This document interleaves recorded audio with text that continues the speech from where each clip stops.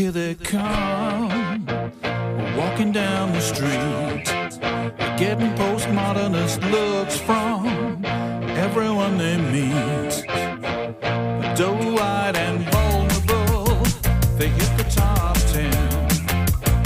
They don't believe in capitalism, they'll never have to work again. They're the arseless Chaps.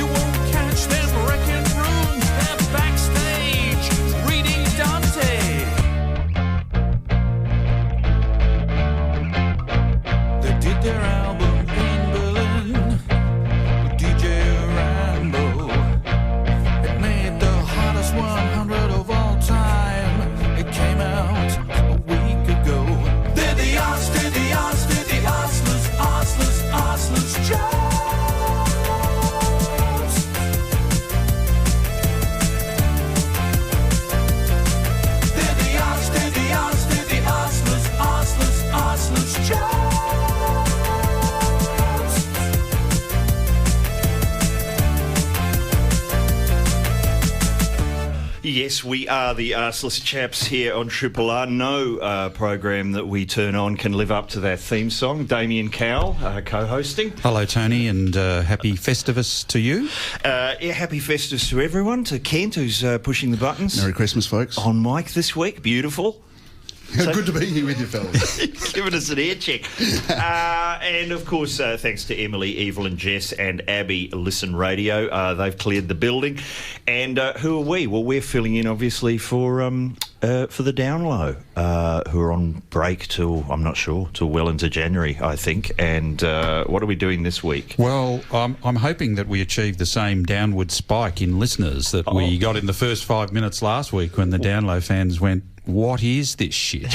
Well, there's a lot of what is this shit over summer. Yes. I find. It's a time of what is this shit, really, isn't it? Remember on TV when they would go to summer and someone called Peter Luck would suddenly be hosting all the shows? I think he was actually the lead singer of In Excess over summer as well. That was something else he did. That's right. We're the Peter Luck of Triple R. Now, what I wanted to do is kick off the show every week with something from your extensive 30-year back catalogue, Damian. I've been into the archives and I found an album which I want you to explain to me. It's called Damian Cowell versus Art. Now, as I understand it, this is an unobtainable album. Is that right? Yeah, that's correct. I think that was my lifelong ambition, Tony, was to make something make an album you couldn't buy in any way. Well, you can hear it, can you not, if you visit Tasmania? That's right. You can hear it if you go to Mona, which of course is the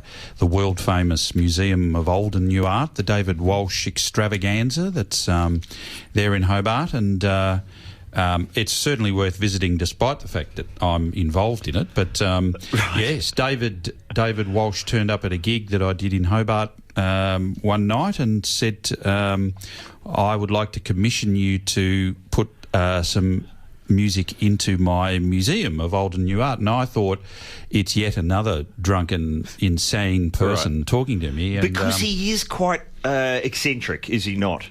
He's very direct and doesn't mess around with, Merry Festivus and that type of stuff. And is it true that museum / gallery is entirely funded by gambling winnings? Supposedly so, yeah. Right. It's a difficult world to comprehend, Tony, but what's fantastic about it is it's a stone's throw from where he grew up, which is Glenorchy, which is your sort of equivalent, I suppose, of Thomastown here in Melbourne. And so it's this incredible fuck off is the best way to describe this gallery, and Right.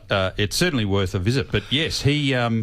I was there sort of trying to get rid of him in this conversation, and the girl behind the bar was making these very strange motions in my direction as if to say, don't fuck him off, he owns the entirety of Hobart. And, so as I discovered, that was somewhat close to the truth. So, yes, he commissioned me to make an album about the art, which is obviously elevating my work to some kind of level that really I'm not very comfortable with, writing songs about art. So Is this an album that you would put on when you get to the gallery and have on in the headphones that's as you correct. Yes, walk they around?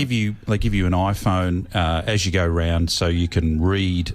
Or you can listen to commentaries about each piece of art, or you can read material. And on some of them, there I am, just a little song next to that piece of art. Right. So, and mostly my songs demean, attempt to distract from, belittle everything about the museum, which is pretty much what he was hoping for, I think. And the art itself, I mean, I haven't actually been to Mona yet, but is it things like a shark that's been sliced in half and preserved in resin, suspended from the ceiling? Is it that kind of deal? Well, look, there is the poo machine. Oh, okay. The poo machine, which has stuff going in one end and comes out the other end, through this long contraption, and it ends up as poo, and the whole room has that smell about it, and there's all that kind of stuff which makes you think. Are you sure you were at the museum when you saw that? Well, they also have in one of the toilets, they have some kind of mirror, so you can,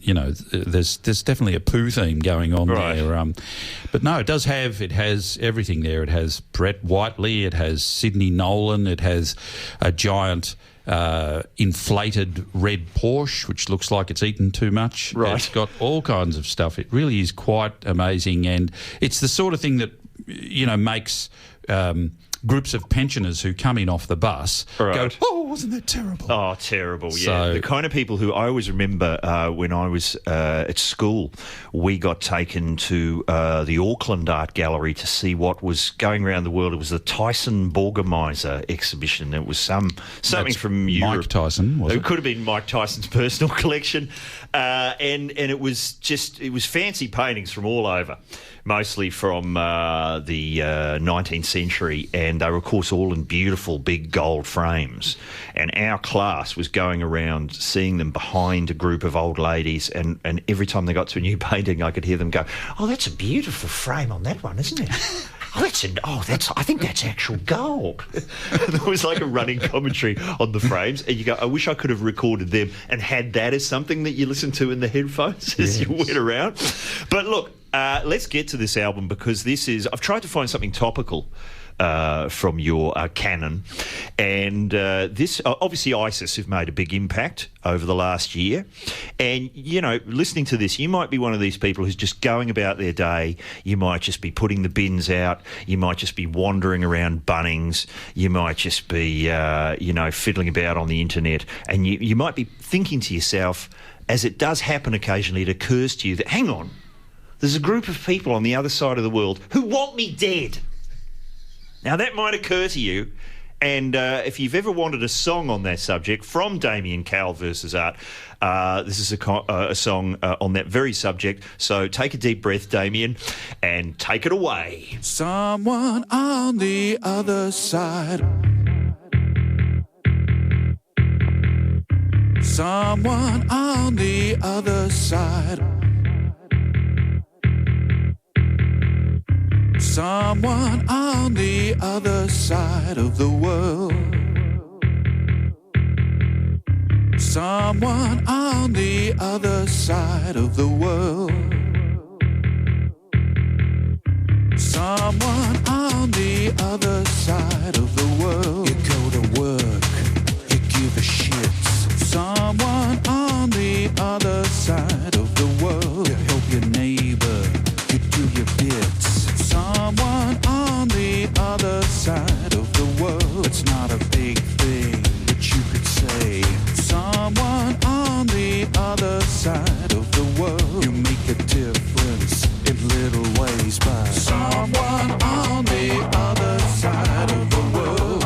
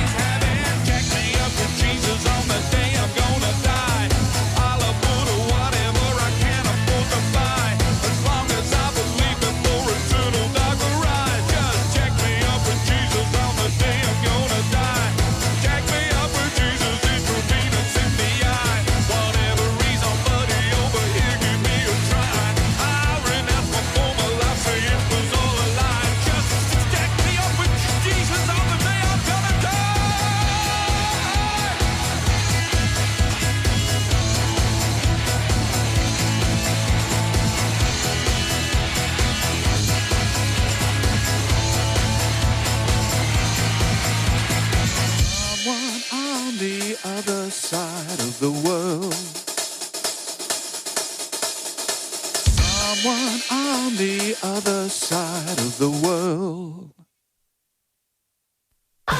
Coming up at the Northcote Social Club, Dorsal Fins, Always, Luca Brasi, Tiki Tane, Dream on Dreamer, Dead City Ruins, Mangle Wurzel and Meg Baird.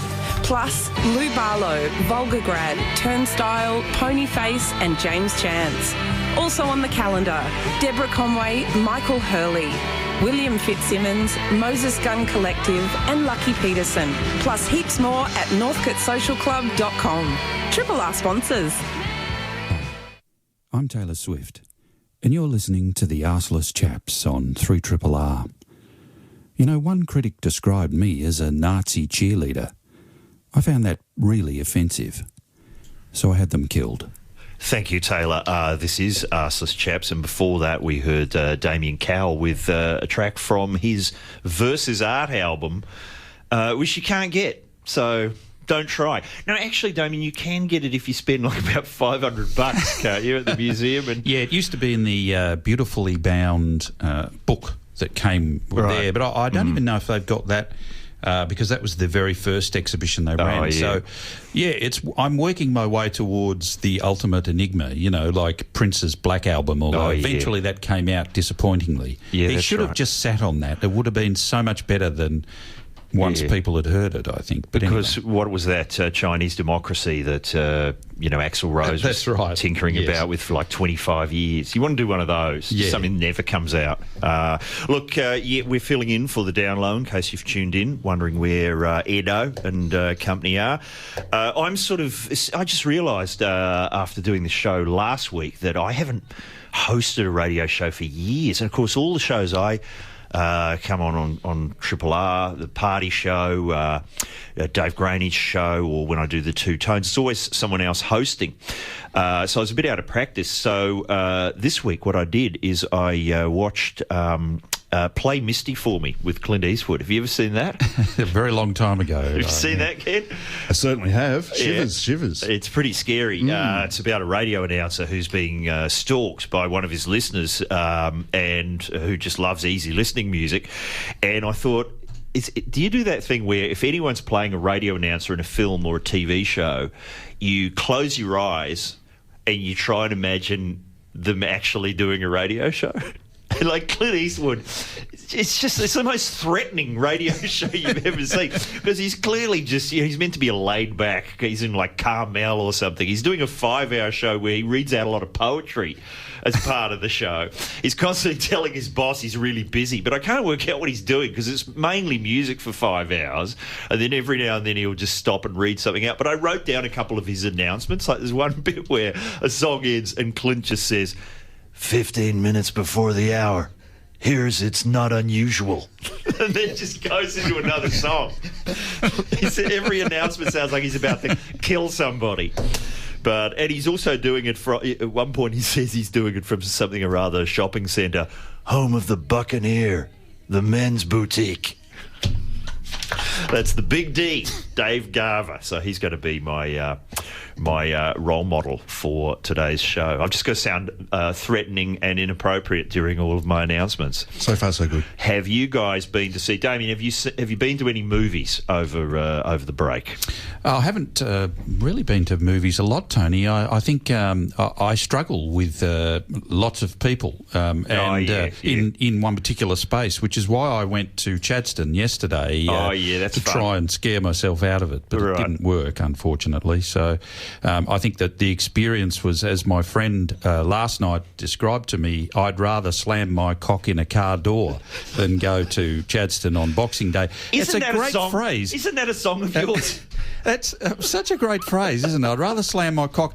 In fact, listeners, is there anyone out there who's actually slammed their cock in a car door? Call us now. Actually, you can't, can you? Because there's nobody on the phone. No, I'm afraid not, and there's no fabulous prize for genital mutilation on this program. Chadstone, of course, you often hear the only shopping centre visible from the moon. Do we know, is that a joke or is that really true?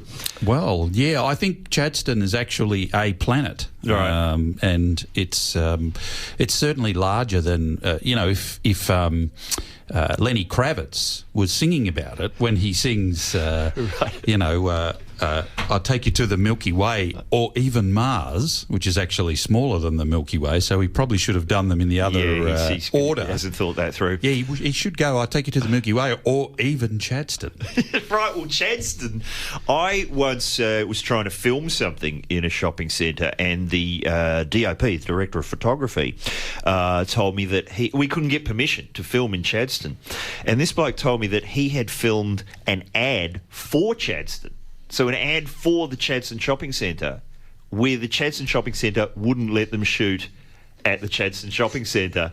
So they went to New York for 2 weeks. And he had a 2-week holiday in New York because there was the only shopping centre they could find that looked exactly like Chadstone on the inside. It was like on Long Island somewhere. That's fantastic, So isn't they it? went to America to fake Chadstone. I don't know how we're talking about this. We are meant to be talking about movies, and that inspires our next song. I don't know if anyone here saw the Paul Thomas Anderson movie Inherent Vice. I think it's actually from the year before, but it came out in Australia in 2015. Did you see that one? No, Tony, I missed that one. You'll need to put a bit of time aside. But the music under the end credits was actually a track from Can, from the German experiment. I can see you sharp intake of breath on mic 2. I want to hear what you've Tony, got. We're going to talk. Hold your horses. We will talk about Can, right. But let's hear a bit of them. This is the song under the opening titles of Inherent Vice from Can. This Vitamin C.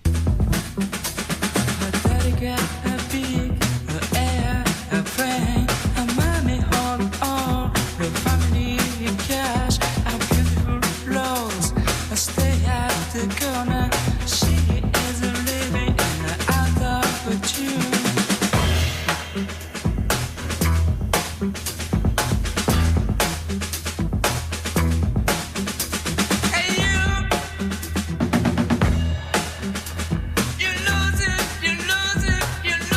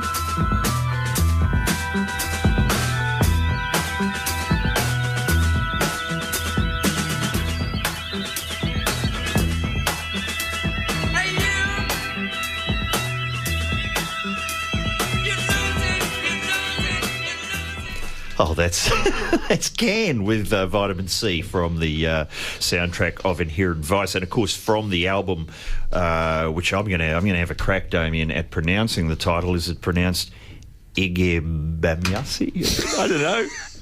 There's probably people, Triple R listeners already filing a complaint with.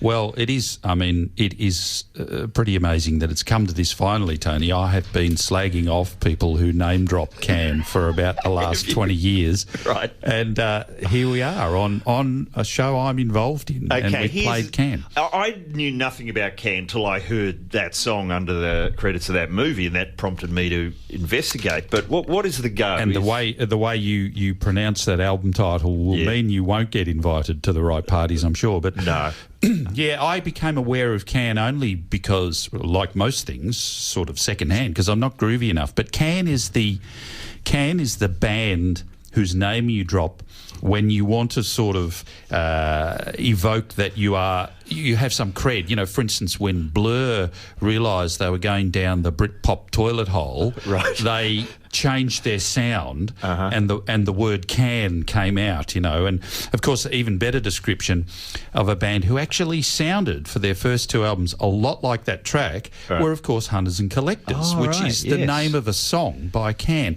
And when I was in my formative years of going to groovy inner city rock venues, Hunters and Collectors, which it's impossible to imagine it, given what they turned into.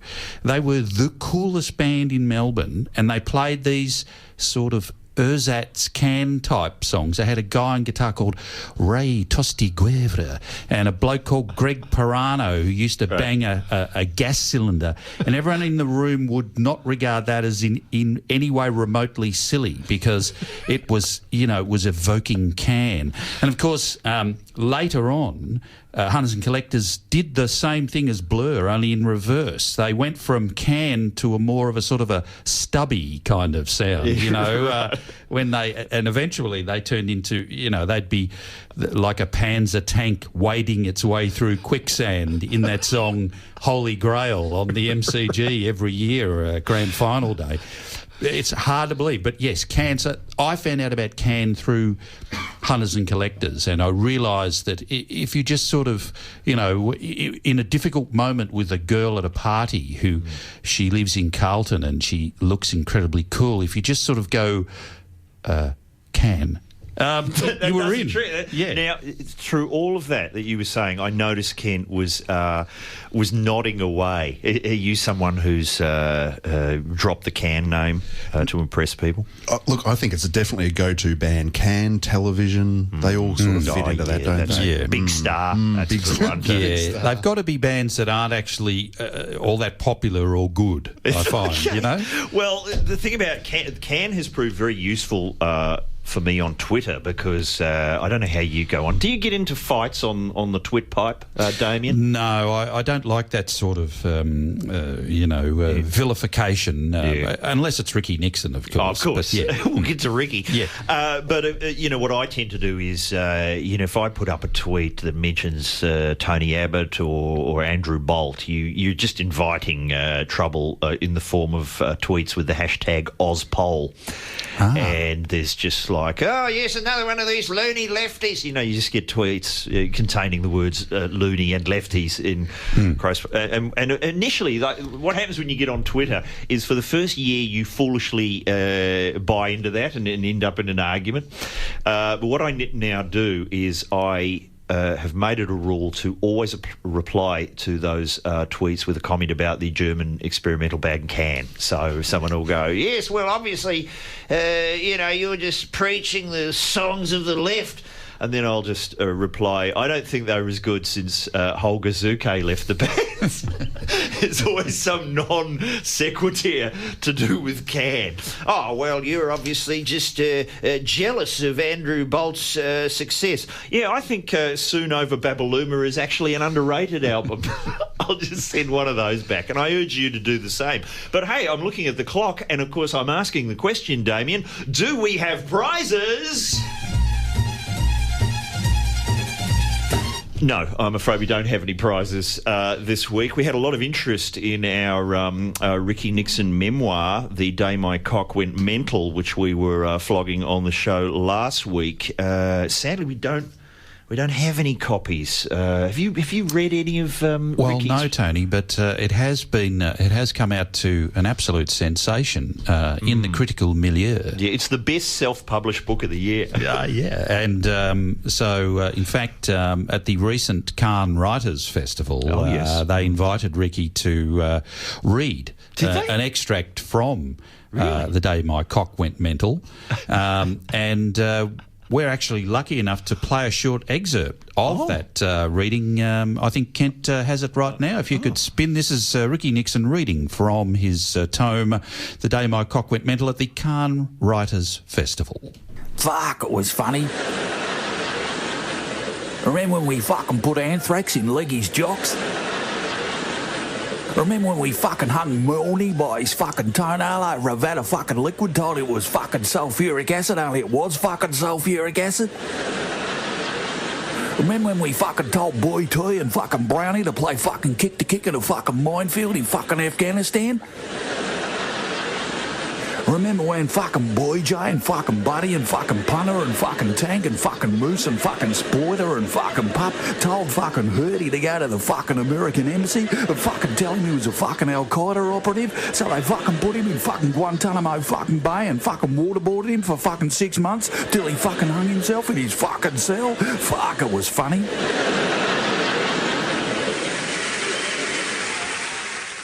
And so ends the literary portion of today's program. An excerpt from Ricky Nixon's memoirs there. But let's have some more music. This is Tim Rogers and the Bamboos from their album, The Rules of Attraction, which came out, I think, earlier this year. This is Handbrake.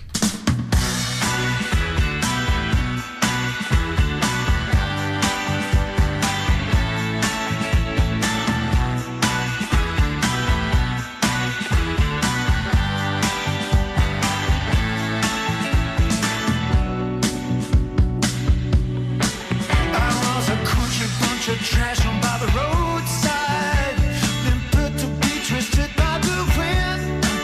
Whatever I was full of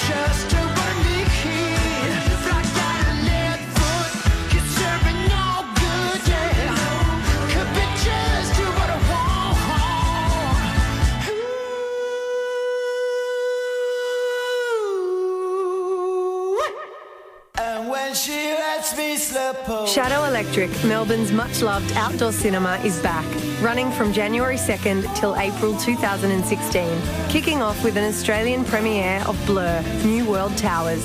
New World Towers follows the seminal British band Blur through reformation, recording and live shows across the world. Tickets and gift vouchers on sale now at shadowelectric.com.au. Shadow Electric, proud Triple R sponsors. Leftist.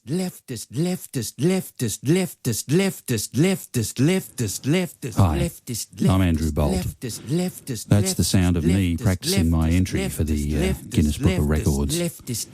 You know, when I get really tired and despairing of having to be a pretend fascist all the time, I cheer myself up by listening to the Arseless Chaps on 3RRR. Thank you very much, Mr. Bolt. This is the Arseless Chaps. Tony Martin, Damian Cowell filling in for the down low over summer. And Tim Rogers was heard just before that from his latest collaboration with the Bamboos, The Rules of Attraction. And Roger, of course, appears on your last album, Damian. That's right, Tony. The Disco Machine album was one of the absolute highlights of my year in 2015, having Tim Rogers come over to my house and play with my dog. Now, I would imagine that he would have had a half-empty bottle of vodka in one hand and, some durries in the other. What was that like? Yeah. Oh, it wasn't quite that exciting, but I must admit it was very impressive. I would have been really disappointed if he'd come over, sort of wearing shorts and thongs and stuff. No. But he was dressed as if he was on stage, and this led me to believe that he is in fact Tim Rogers when he wakes up in the morning and when he goes to sleep at night. And that's thank God for that, because charlatans like me just let down the whole kind of rock star image. We vomit when we have too much to drink, but not Tim.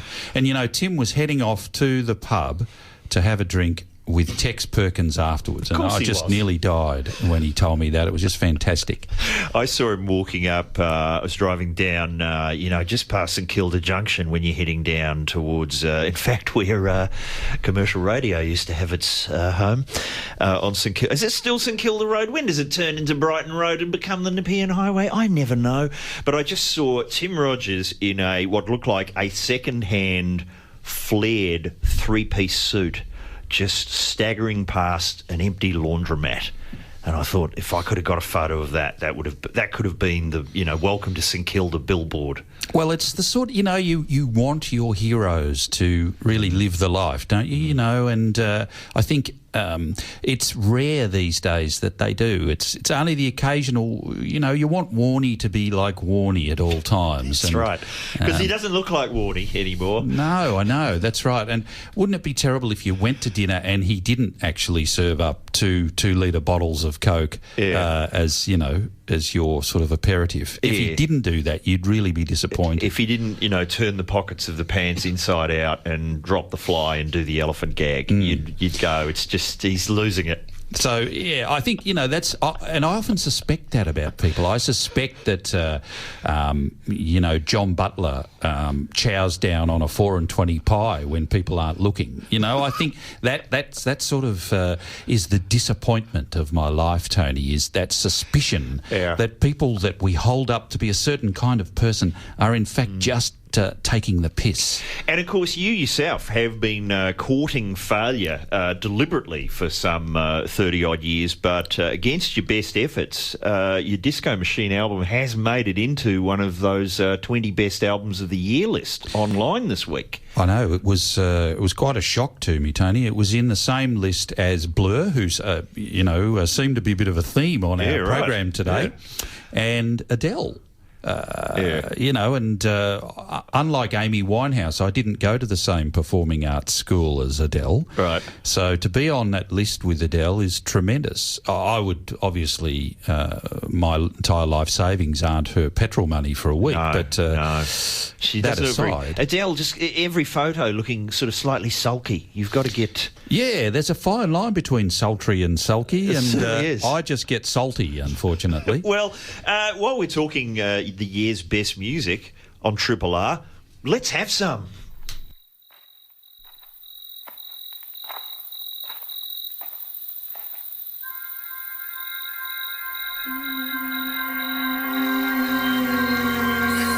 Got this feeling going higher. Higher, higher, higher.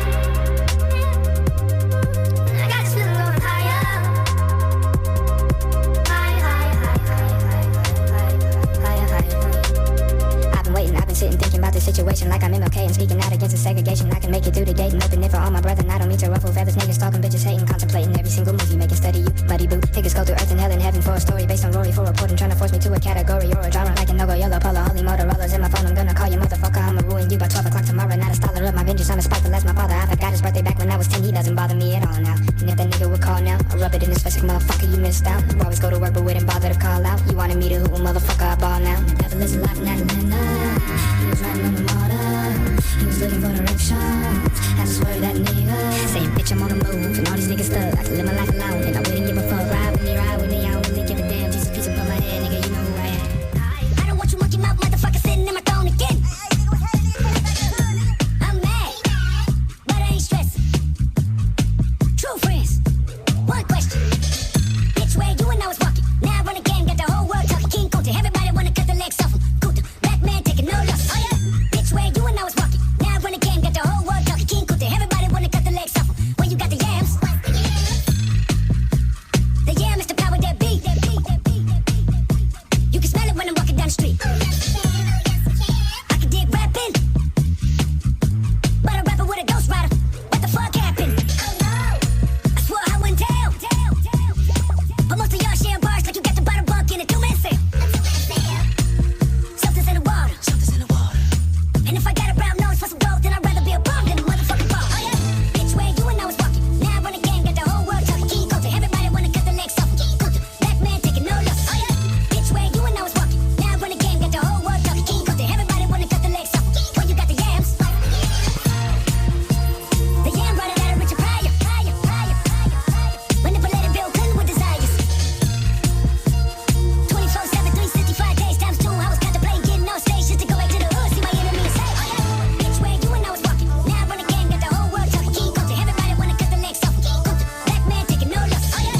Bitch, where you and I was walking. Now I run a game, got the whole world talking. King Kunta, everybody wanna cut the legs off. You goat mouth mammy fucker. I was gonna kill a couple rappers, but they did it to themselves. Everybody's suicidal, they didn't even need my help. They should've said elementary, I'd probably go to jail. If I shoot at your identity and bounce to the left, stuck a flag in my city. Everybody's screaming Compton, I should probably run from here when I'm done. To be honest, and I put that on my mama and my baby boo too. 20 million walking out the court, Betty woo woo. Oh yeah, fuck the judge, I made it past 25, and now I was a little nappy-headed nigga with the world behind him. Life ain't shit, but a fat vagina screaming, Annie, are you okay? Annie, are you okay? Limo tinted with the gold plate straight from the bottom. It's the belly of the beast, from a peasant to a prince to a motherfucking king. Oh yeah, bitch, where you and I was.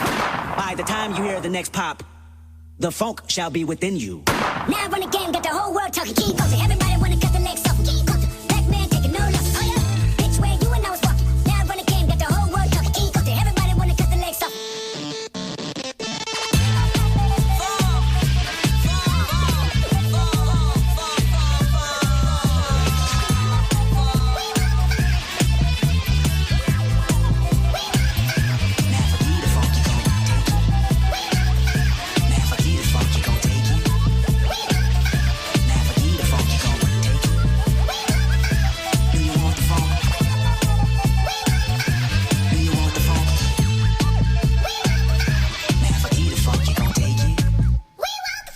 You're listening to Arseless Chaps on Triple R. Damian, what was that? Well, that was Kendrick Lamar with King Kunta, and of course we segued into that from last week's discovery, which was Subtract with Higher. Both, of course, played on the wrong speed. Played on the wrong speed, of course they were, and Kendo.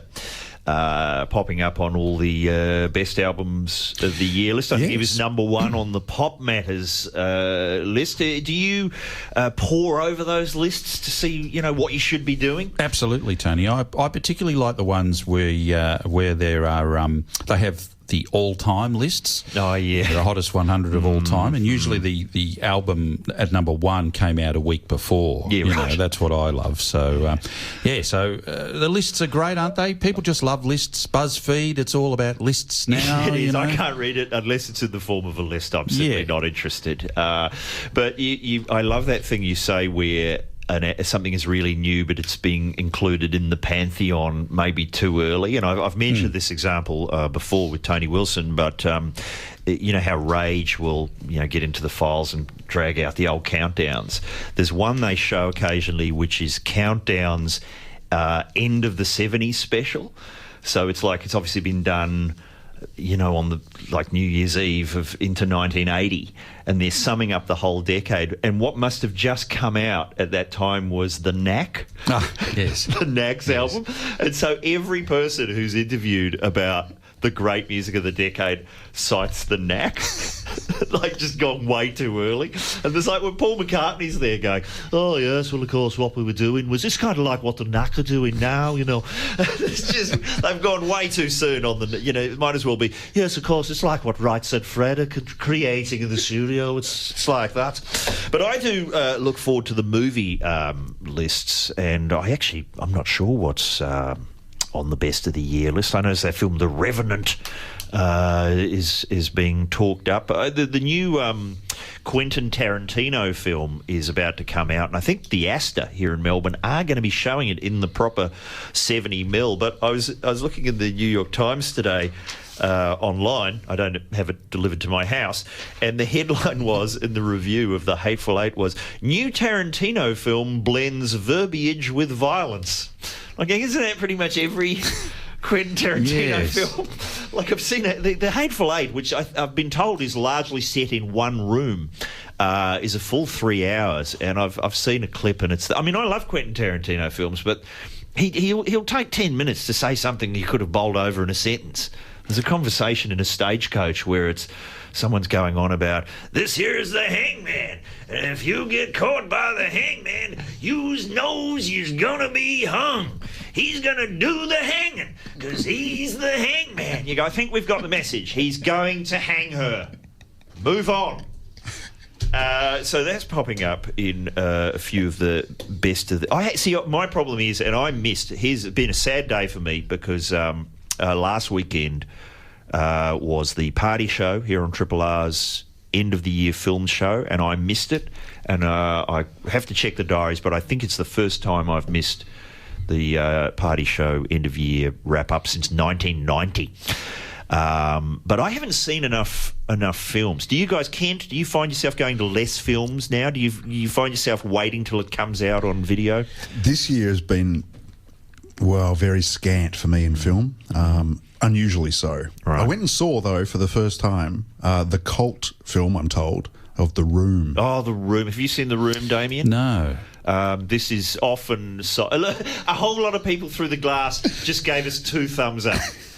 Apparently a good film. No, okay. Apparently or a bad maybe it's film. just The Room they've seen, not actually the film. They just love the idea of a room. A room, yeah. But have you seen it at the cinema? I still haven't seen it because so many friends of mine have reenacted scenes from the film. I feel like I've seen it. I was in London 2 years ago, and there is a cinema in London that just plays The Room round the clock. Now, for people who don't know what it is, just what is it?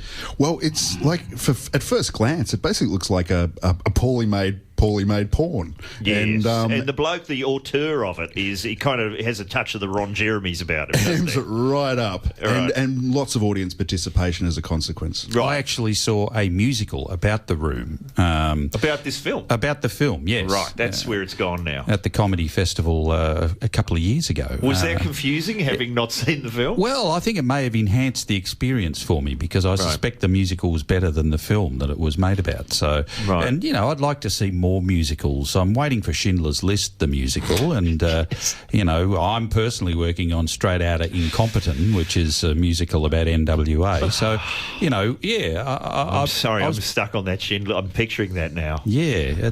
I've got a little list. Sorry, I can... we should move on. I can see the phones lighting up. Yes. The Room, it's not one of those... it's not deliberately made to be a bad film, is it? Because it's like Sharknado. You go, well, that's what they want it to be, a cult film. I think it's part of its charm, is it does seem to be attempting to tell a bit of a story. Right. Yes. Well, we're down the shallow end of the pool. Do we want to go classy? You want to go classy? I think the listener would appreciate that, yes. It's time for some Frank Sinatra. What? Here on Triple R, you're saying? Well, no, this is a track by Frank and, of course, the great Antonio Carlos Jobim, a track I've never heard on the radio anywhere. So let's have a listen to Drinking Water.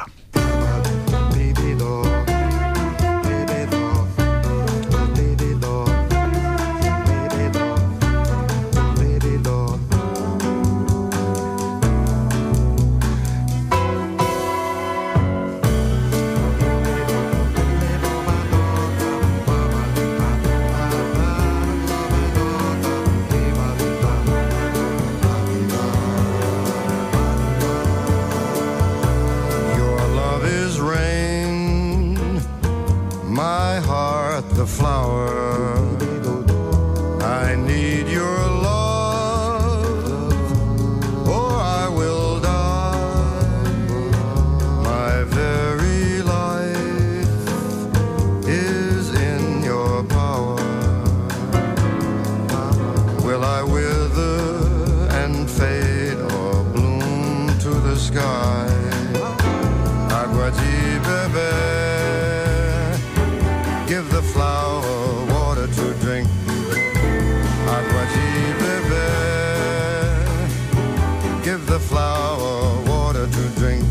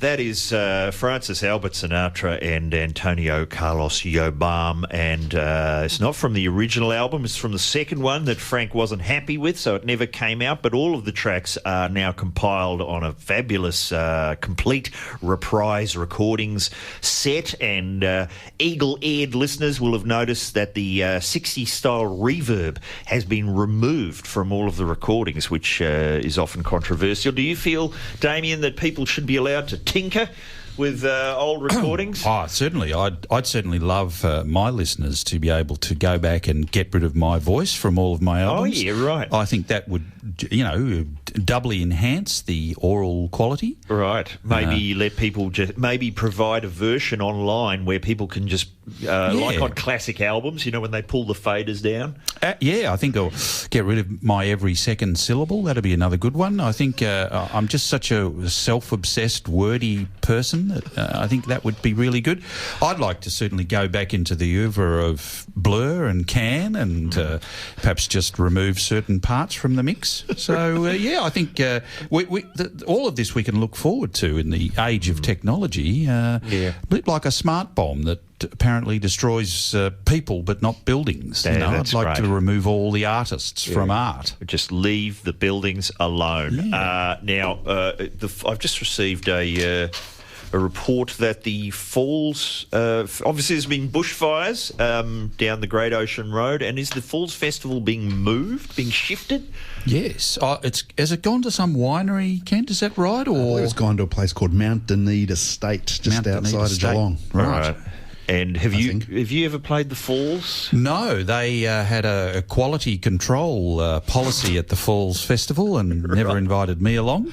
Okay, well, we'll get to... I'm going to go... What I want to do over the season of shows we're doing here, filling in for the Down Low on Triple R, is canvass all of your feuds, rivalries and controversies. Are you happy to go into that over the next couple of weeks? Oh, absolutely, Tony. I'm following on, I think, from the great steps of Ricky Nixon. It's time to tell the truth. Okay, my side.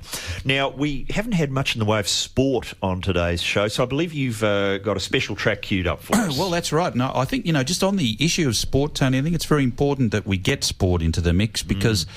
As I'm not sure that people are aware, this is really our training ground for taking over from, Philip Brady and Bruce Mansfield on 3RW's Nightline when they die of natural causes next month. Yeah. And so, if we can get some more sport into the mix. So I'm thinking that the Australian Open is coming up, this next month, and it's quite pertinent that we should play the next track. This is, of course, the famous tennis star Victoria Azarenka, and this is her latest remix.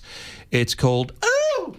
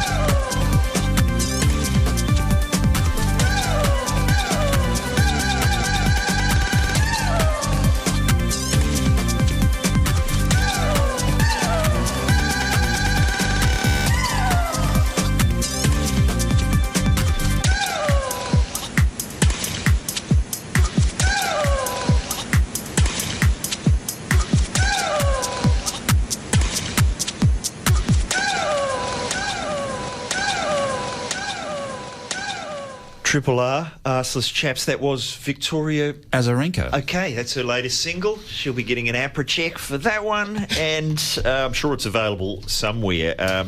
Almost time for us to go. Gee, we didn't get to all the big stories, Damian. On age.com today, I saw this story. Liberals admit problem with women. Confidential report reveals picture of chauvinistic boys club behaviour designed to keep outsiders out. Gee, that's the confidential report that reveals the least confidential fact of all time. You have to remind yourself, don't you, that Tony Abbott was... And I didn't just dream this, did I? He was the Minister of Women, wasn't he? Yes, and that's right. And we just all went along with that. We were all just happy for that to be the case. Yes, so did that mean that he was administering to women? Of course, we also didn't discuss the urban myth about Malcolm Turnbull strangling his ex-girlfriend's cat. Oh, right. Has that gotten out, has it? Apparently, yeah. Okay, I'll write that down for next week. Yes. I've written down a lot of things for next week. I don't know why I've written down the word ice house. There must have been a legitimate excuse for that. Phil Brady, you mentioned. I have a very good Phil Brady story. I'm going to bring that up on next week's show, but it's almost time for us to get out of here. Dan Warner is on board. He's doing a summer fill-in for Big John. Did you hear Big John's show last week? He had Jesus on. It was a very strange moment, Tony. It's really yes. unusual radio. Dan has a new album out. Of course he does. Fall Into the Sky. Stick around for that. Is there anything you would like to... I'll just mention that I'm on Twitter at Mr. Tony Martin. Don't confuse me with the German cyclist because he's sick. The German cyclist is sick of people sending Where's Wally jokes and references to Rex Hunt to his account. It's just confusing. Where can people find you, Damian? Well, I'm on DamianCowell.com, or just ask Ricky Nixon. Oh, yeah, of course, if you spot him in the street on his way to or from court. And the Damian Cowell Disco Machine album is available on iTunes, I guess we should say. Album of the year, or one of the 20 albums of the year, slightly below Adele, according to a number of reputable internet sources. Time for us to sign off. Thank you, Kent, on the buttons. Thank you, guys. Thanks, Damian. Thanks, listeners. And we'll see you again next week.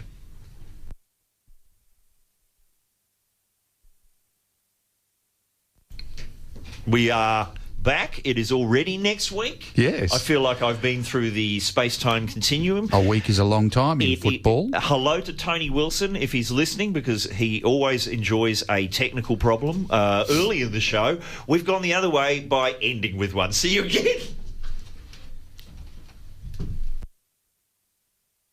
They're the Arseless Chaps. Yes, you've been listening to the Arseless Chaps. See you